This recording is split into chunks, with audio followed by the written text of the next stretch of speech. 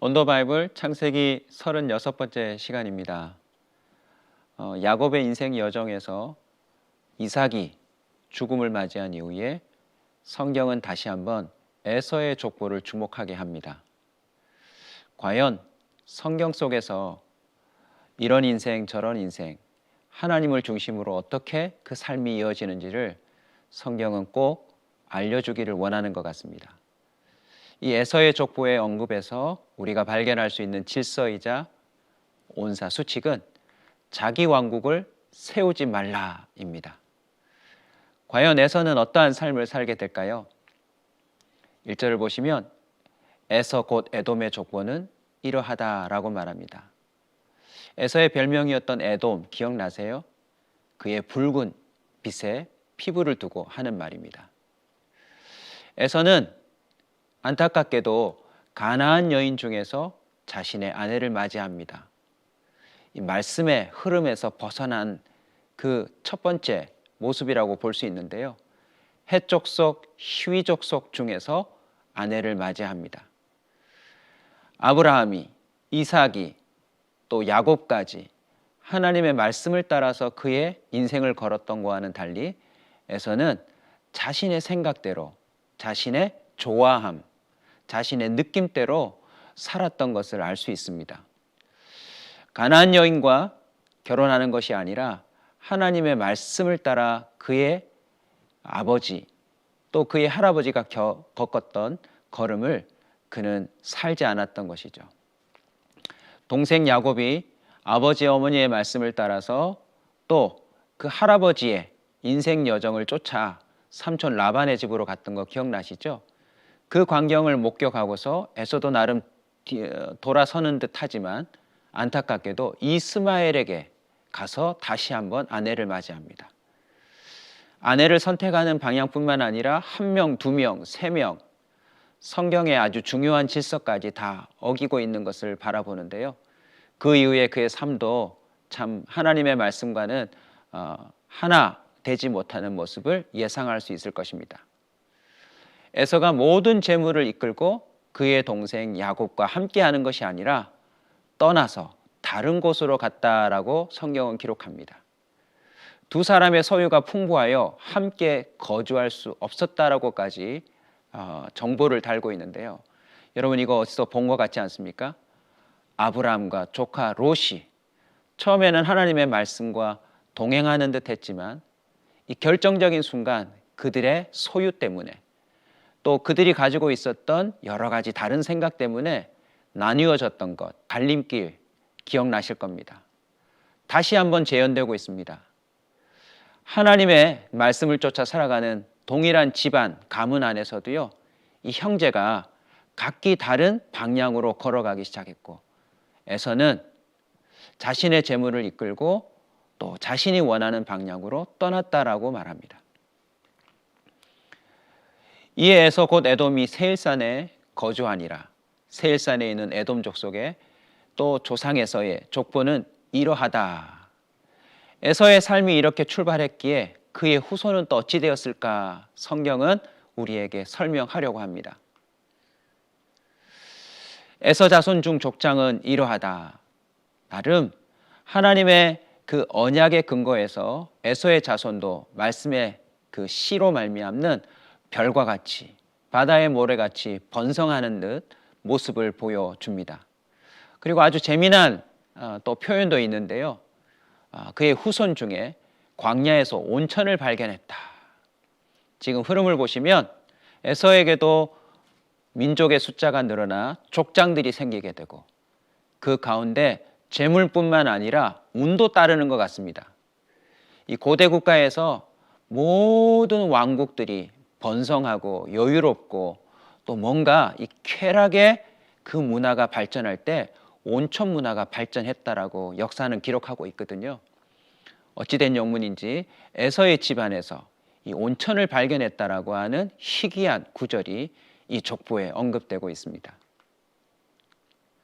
31절을 보시면 이스라엘 자손을 다스리는 왕이 있기 전에 이 에돔 땅을 다스리는 이 에서의 족보에 왕들이 나왔다라고 기록하고 있습니다. 자, 이제 흐름이 느껴지세요? 야곱보다 에서의 가문에 훨씬 더 번성함과 또 발전되는 모습들이 빠르다는 것을 느낄 수 있습니다. 그런데 안타깝게도 에서의 삶이 하나님의 말씀을 벗어나는 것으로 출발했고 그들이 누렸던 번성함들이 그들에게 유익이 되기보다 오히려 독이 되었다라고 하는 사실을 성경이 증언하고 있습니다. 하나님께서 이스라엘 민족의 역사 가운데 함께하여 주셔서 하나님이 왕이 되고 철저히 그들을 하나님의 백성으로 삼아 출애굽하고 광야를 통과하여 약속의 땅을 또 향하여 나아가는 걸음 중에 안타깝게도 에돔의 그 족속들과 이스라엘 민족이 다시 대면하게 됩니다. 야곱이 형 에서와 직면했던 것처럼 하나님의 말씀을 따라가던 이스라엘 족속이 출애굽하여 광야를 나아가려고 할 때 에돔의 두령들, 벌써 왕국으로 발전하고 뭔가 체계가 잡힌 그 나라의 리더들이 깜짝 놀라고 떨리고 두려워했다, 낙담했다라고 기록하고 있습니다. 왜냐하면 인간 왕들이 할 수 없는 일들이 바로 형제 이스라엘의 그 민족 가운데 나타났기 때문이죠. 그리고 민수기에서는 급기야 충돌까지 표현하고 있습니다. 모세가 이스라엘 백성을 하나님 말씀대로 이끌고 광야를 통과하려고 할 때 벌써 왕국이 되어 있는 형제나라 에돔 왕에게 사신을 보내어 부탁합니다. 그동안 우리가 얼마나 고통당했는지 알고 계시죠? 애굽에서 400여 년 동안이나 우리가 노예로 살았다는 것, 다행스럽게도 하나님의 그 약속을 따라 그 권능으로 우리가 이렇게 해방되고 주님의 길을 가려고 합니다. 우리로 하여금 당신의 땅을 지나갈 수 있도록 허락해달라고 부탁합니다. 자, 그러면 형제 나라이니까 당연히 통과시켜야 되는 것 아닙니까? 그런데 에돔 왕이 대답합니다. 너는 우리 가운데로 지나가지 못하리라. 내가 칼을 들고 나아가 너를 대적할까 하노라. 야곱과 형 에서와의 그 긴장이 풀린 듯 싶었지만 사실은요, 이 족보의 언급에서 그 앙금이 보다 더 크게 자리 잡고 확대되고 있다는 사실을 알 수 있습니다. 하나님의 말씀을 쫓아 함께 가야 될 그 족속이 각기 제 길로 갔을 때 나중에는 서로 대적하게 되고 원수까지도 될 수 있다라고 하는 장면을 우리가 지금 이 장에서 목격하게 되는데요. 에스겔 선지자를 통하여서 하나님께서는 나중에 에돔을 향하여 이렇게 선포합니다. 내 원수를 에돔에게 갚으리니. 그들이 내 진노와 분노를 따라 에돔에 행한즉 내가 원수를 갚음인 줄을 에돔이 알리라. 주 여호와의 말씀이니라. 한마디로 이스라엘을 대적했던 에돔, 그들은 결국 하나님을 대적한 결과이기에 하나님의 원수에 해당하는 그런 진노를 받게 된다는 것을 성경의 역사가 증언하고 있습니다.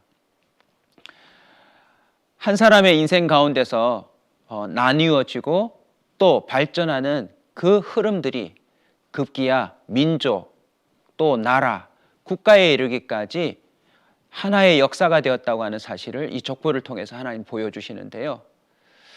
흐름 속에 우리가 결코 놓치지 말아야 될 사실이 있습니다. 한 사람의 인생 가운데 누구나가 자기가 잘 되기를 바라고 자기가 원하는 것을 추구하며 획득하고 싶어 하죠. 그러다 보면 결국 소유가 늘어나고 또 이런저런 운도 따른다 싶은데요. 마지막은 결국 하나같이 자신이 왕이 되고 자신의 나라를 구축하고 싶어 한다는 거죠. 그러한 행위가 마치 성공하는 듯하고 발전하는 듯하고 뭔가 큰 일을 이룬 것처럼 보여도 그것은 결국 하나님의 말씀을 벗어나는 삶을 살게 되고 왕이신 하나님을 대적하는 결과를 낳는다는 것을 하나님은 족보를 통해서 보여주고 있습니다. 시편 기자의 고백을 통하여서 모든 사람들에게 하나님이 선포하셨죠. 땅의 왕국들아 하나님께 노래하고 주께 찬송할지어다. 이 세상에는 하나님 외에는 왕이 없습니다. 그래서 자기 왕국을 만들려고 하는 그 모든 시도들은요, 보다 더 일찍이 포기되어져야 합니다. 소유로, 명예로, 권력과 힘으로 자신이 원하는 대로 살고 싶어하는 그 삶을 보다 더 지혜롭게 내려놓고요, 겸손히 하나님의 말씀을 따라 한 걸음 한 걸음 걸어가는 것이 그 당사자뿐만 아니라 그의 후손들, 그리고 생각지도 못했던 먼 미래의 그 후손들에게도 대대로 영향을 미친다는 것을 이 족보를 통해서 살펴볼 수 있습니다. 우리 온사 식구들도 단 한 번뿐인 인생을 사는 가운데 어떻게 사시겠습니까? 나름 소유를 늘리고 자신이 원하는 걸 획득하고 또 이루고 성취하고 발견하고 뭔가 부와 명예, 힘을 기르는 듯 싶어도요, 알고 보면 자기 왕국을 구축하고 있는 셈입니다. 우리는 겸손히 한 걸음 한 걸음 하나님 말씀대로 걸어가고 하나님이 인도하시는 대로 살아가는 그 계보를 이어간다면 하나님께서 친히 왕이 되시고 책임져 주시는 하나님 나라 백성으로 살아가게 될 줄 믿습니다. 짧은 본문의 내용이지만 정말 인류의 역사에 아주 중요한 원칙과 또 원리들을 설명했다는 사실을 기억하고 우리 온사 식구들 예수 그리스도 안에서 오직 하나님만을 왕으로 모시고 살아가는 자기 백성이 되기를 소원합니다. 우리 다 함께 이 온사 수치기자 질서 외치고 36장 마치도록 하겠습니다. 자기 왕국을 세우지 말라.